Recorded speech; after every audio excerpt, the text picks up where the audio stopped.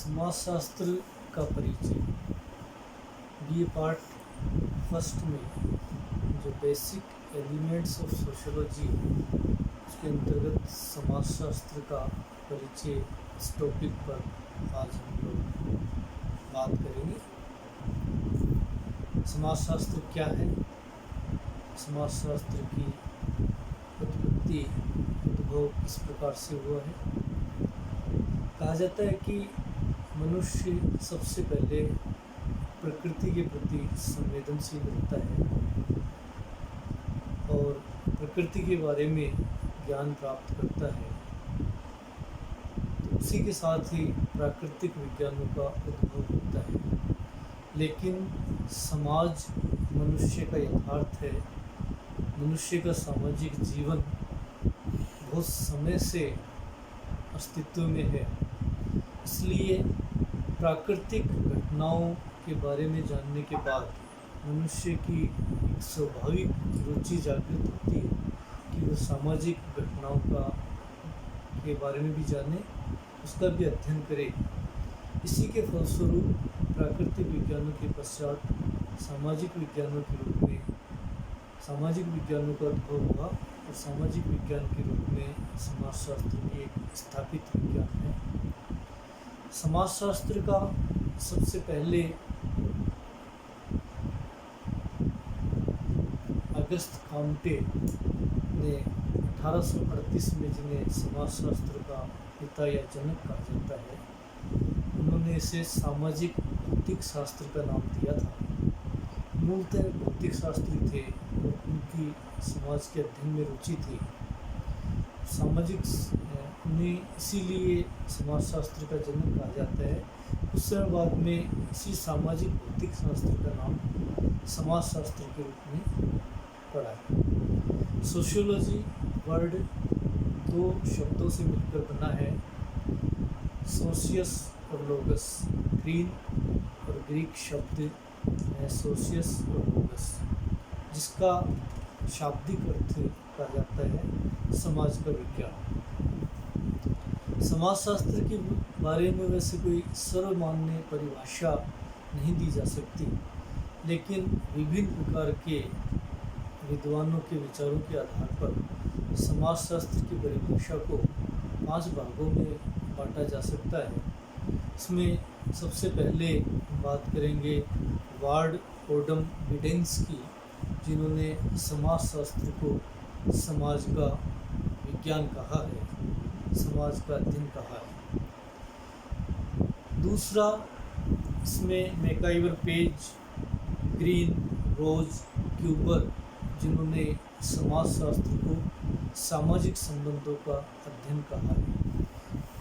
इसके अतिरिक्त knobs, हाइन, Fleming, जिन्होंने समाजशास्त्र को समूहों का अध्ययन कहा है। वेबर, गिन्सबर्ग और ग्लिन एंड ग्लिन, जिन्होंने समाजशास्त्र को सामाजिक अंत्यक्रियाओं का अध्ययन कहा है।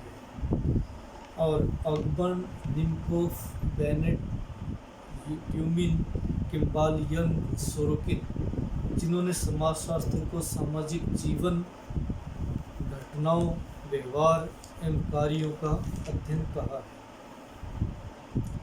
बात करें समाजशास्त्र की समाज के अध्ययन के रूप में, तो ओडम, जिन्होंने लिखा है कि समाजशास्त्र वह विज्ञान है जो समाज का अध्ययन करता है। वार्ड, जिन्होंने लिखा है कि समाजशास्त्र समाज का विज्ञान है। गिडेंस कहते हैं कि समाजशास्त्र समग्र रूप से समाज का क्रमबद्ध वर्णन एवं व्याख्या है। इस आधार पर हम इस निष्कर्ष पर पहुंचते हैं कि समाजशास्त्र वह विषय है जो समाज के बारे में एक वैज्ञानिक रूप से, व्यवस्थित रूप से, समग्र रूप से, क्रमबद्ध रूप से उसका अध्ययन करने वाला विषय माना जाता है। इसके अतिरिक्त मैकाइवर पेज, क्यूबर, ग्रीन, रोज, जिन्होंने समाजशास्त्र को सामाजिक संबंधों का अध्ययन माना है। मैकाइवर पेज ने सोसाइटी इंट्रोडक्टरी एनालिसिस में लिखा है कि समाजशास्त्र सामाजिक संबंधों के विषय में है। संबंधों के इसी जाल को हम समाज कहते हैं। क्यूबर ने सोशियोलॉजी में लिखा है कि समाजशास्त्र को मानवीय संबंधों की वैज्ञानिक ज्ञान की शाखा के रूप में परिभाषित किया जा सकता है। रोज लिखते हैं कि समाजशास्त्र मानव संबंधों का विज्ञान है। और ग्रीन, जिन्होंने सोशियोलॉजी में लिखा है कि समाजशास्त्र मनुष्य का उसके समस्त सामाजिक संबंधों के रूप में समन्वय करने वाला एवं सामान्य अनुमान निकालने वाला विज्ञान है। इन विचारों के आधार पर हम इस निष्कर्ष पर पहुंचते हैं कि समाजशास्त्र की मुख्य विषय वस्तु सामाजिक संबंधों का अध्ययन है।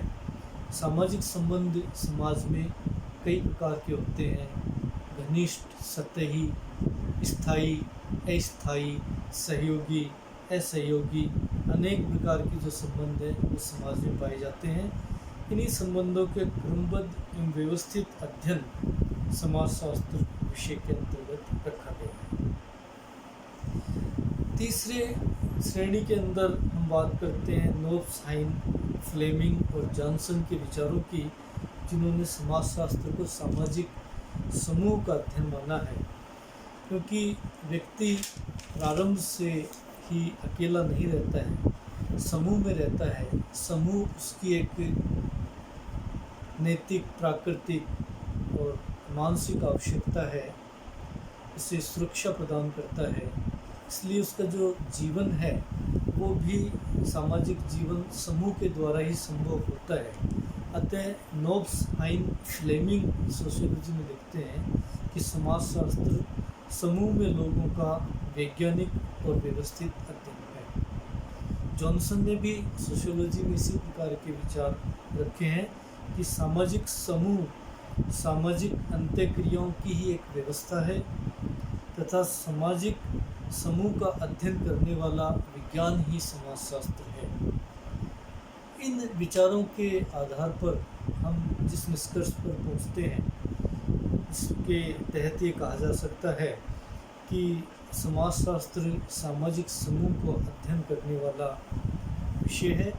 दैनिक जीवन में एक व्यक्ति समूह की विभिन्न गतिविधियों में भाग लेता है। उसकी समस्त गतिविधियां समूह के माध्यम से संचालित होती है और अपने जीवन में अनेक समूह का निर्माण करता है। इन विभिन्न समूहों के बीच में सामाजिक संबंध है वो पाए जाते हैं। समाजशास्त्र व्यक्ति के व्यवहार का अध्ययन न करके बल्कि व्यक्ति के जो समूह में जो जीवन है अर्थात सामूहिक जीवन है उसका अध्ययन करने वाला विषय कहा जा सकता है।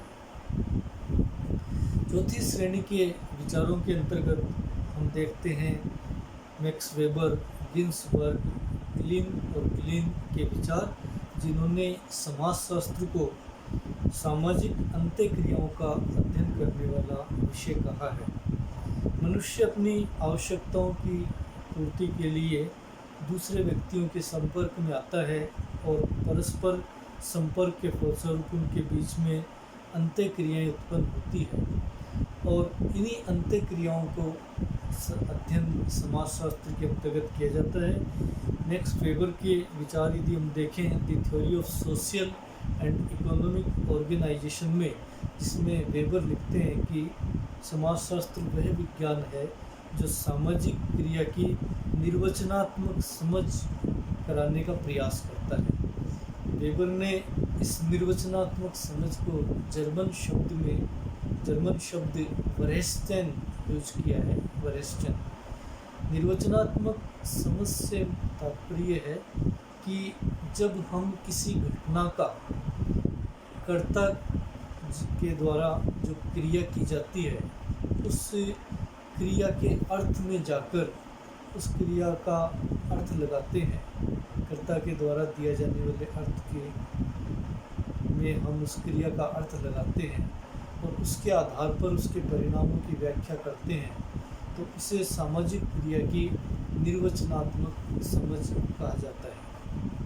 वेस्टर्न जर्मन शब्द है, वो उसके लिए प्रयोग किया गया है। निर्वचनात्मक समझ के अंतर्गत हमें अवलोकनकर्ता के अर्थ में ना जाकर बल्कि क्रिया को स्वयं कर्ता के अर्थ लगाए गए अर्थ के अनुसार समझना होता है। तो इसी का अध्ययन करने वाला विषय समाजशास्त्र कहा जाता है। क्लीन और ग्लीन ने कल्चरल सोशियोलॉजी में लिखा है कि व्यापक अर्थ में समाजशास्त्र व्यक्तियों के परस्पर संपर्क में आने के फलस्वरूप उत्पन्न होने वाली अंतः क्रियाओं का अध्ययन कहा जा सकता है।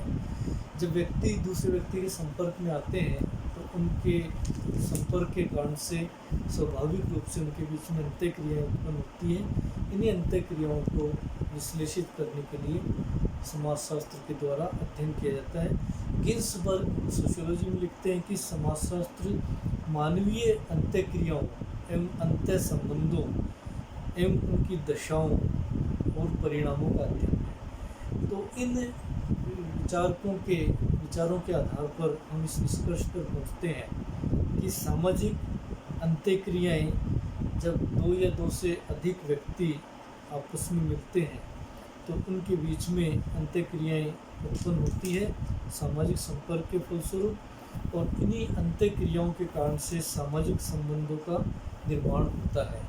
तो सामाजिक अंतः क्रियाएँ ही समाजशास्त्र के अंदर अध्ययन की जाती है। इसके अतिरिक्त Ogburn, Nimkoff, Bennett, Tumin, Kimball, Young, Sorokin, जिन्होंने समाजशास्त्र को सामाजिक जीवन, घटनाओं, व्यवहार एवं कार्यों का अध्ययन माना है।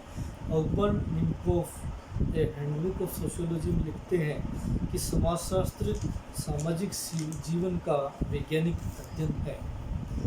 बेनेट ट्यूमिन लिखते हैं इंट्रोडक्टरी जनरल सोशियोलॉजी इसमें कि समाजशास्त्र सामाजिक जीवन के ढांचे एवं कार्यों का विज्ञान है। किम्बाल यंग ने एन इंट्रोडक्टरी सोशियोलॉजी में लिखा है कि समाजशास्त्र सामाजिक समूह में मनुष्य के व्यवहार का अध्ययन करता है।